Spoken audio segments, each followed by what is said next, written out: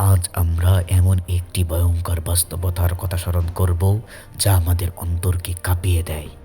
আল্লাহ তাআলা আমাদের সৃষ্টি করেছেন, আমাদেরকে পথ নির্দেশনা দিয়েছেন এবং জান্নাত ও জাহান্নামের পথ দেখিয়েছেন। কিন্তু আমরা কি সেই পথ অনুসরণ করছি? আমরা কি জান্নাতের পথে আছি নাকি জাহান্নামের দিকে এগিয়ে যাচ্ছি? জাহান্নামের ভয়াবহতা কল্পনাও করতে পারবেন না। আল্লাহ তাআলা বলেন, হে ঈমানদারগণ, তোমরা নিজেদের ও তোমাদের পরিবারকে সেই আগুন থেকে রক্ষা করো যার ইন্ধন হবে মানুষ এবং পাথর। সূরা আত-তাহরীম আয়াত নম্বর 6।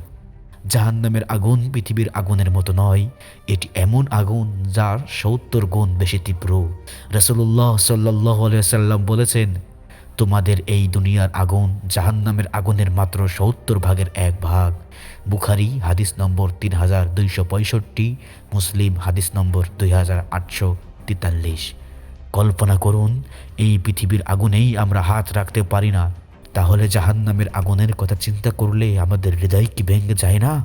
জাহান্নামের বাসিন্দাদের অবস্থা, আল্লাহ তাআলা বলেন, তারা বলবে, হে আমাদের প্রতিপালক, আমাদের এই আগুন থেকে বের করে দাও, আমরা ভালো কাজ করব যা আমরা পূর্বে করতাম না। উত্তরে বলা হবে, তোমাদের কি এত দীর্ঘ সময় দেওয়া হয়নি যাতে উপদেশ গ্রহণ করতে পারতে? তোমাদের কাছে সতর্ককারী আসেনি? সূরা ফাতির ৩৭ নম্বর আয়াত। তারা সাহায্যের জন্য চিৎকার করবে, তবুও কোনো উত্তর পাবে না।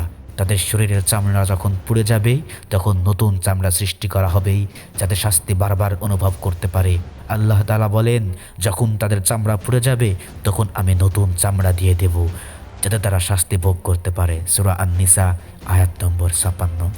জাহান্নামের গভীরতা, রাসূলুল্লাহ সাল্লাল্লাহু আলাইহি ওয়াসাল্লাম বলেছেন, জাহান্নামের একটি পাথর নিক্ষেপ করা হলে তা ৭০ বছর পর্যন্ত নিচে পড়তে থাকবে, তবুও এর তল খুঁজে পাওয়া যাবে না। মুসলিম হাদিস নম্বর ২৮৪৪। এই কথাগুলো শুনে কি আমাদের অন্তর ভয়ে কাঁপে না? আমাদের করণীয়, প্রিয় ভাই ও বোনেরা, আমরা কি জানি কেন এই শাস্তি? কারণ আমরা আমাদের জীবনে আল্লাহর বিধান মেনে চলি না। আমরা দুনিয়ার লোভে অন্ধ হয়ে যাই, কিন্তু জান্নাতের পুরস্কার ও জাহান্নামের শাস্তির কথা ভুলে যাই। রাসূলুল্লাহ সাল্লাল্লাহু আলাইহি সাল্লাম বলেছেন, জাহান্নামের আগুন থেকে বাঁচো, যদিও তা খেজুরের একটি অংশ দিয়ে হলেও। বুখারী হাদিস নম্বর ১৪১৭, মুসলিম হাদিস নম্বর ১০১৬। আসুন আমরা আমাদের জীবনে তওবা করি, আল্লাহর কাছে ফিরে যাই। আল্লাহ তাআলা অত্যন্ত দয়ালু ও ক্ষমাশীল। তিনি বলেছেন, হে আমার বান্দারা, যারা নিজেদের উপর জুলুম করেছো, তোমরা আল্লাহর রহমত থেকে নিরাশ হও না। নিশ্চয় আল্লাহ সব গুনাহ মাফ করেন, তিনি ক্ষমাশীল, পরম দয়ালু।